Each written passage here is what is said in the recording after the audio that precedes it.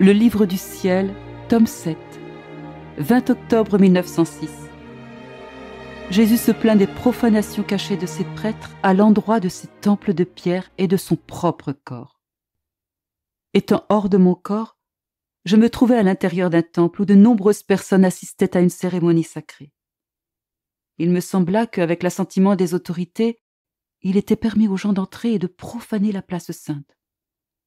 Quelques personnes couraient et sautaient partout, d'autres usaient de violence envers les autres, et d'autres mettaient leurs mains sur le Saint-Sacrement aussi bien que sur les prêtres. Pendant que je voyais cela, je pleurais et je suppliais le Seigneur en disant « Ne permets pas aux gens de profaner tes temples sacrés. Qui sait de combien de châtiments tu devras les frapper pour ces horribles péchés ?»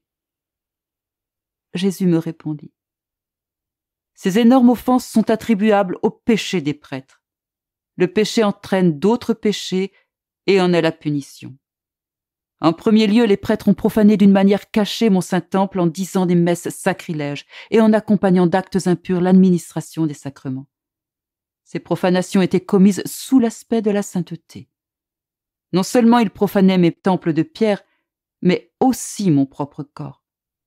Tout cela a atteint les laïcs, parce qu'ils ne percevaient pas chez les prêtres la lumière nécessaire pour les guider.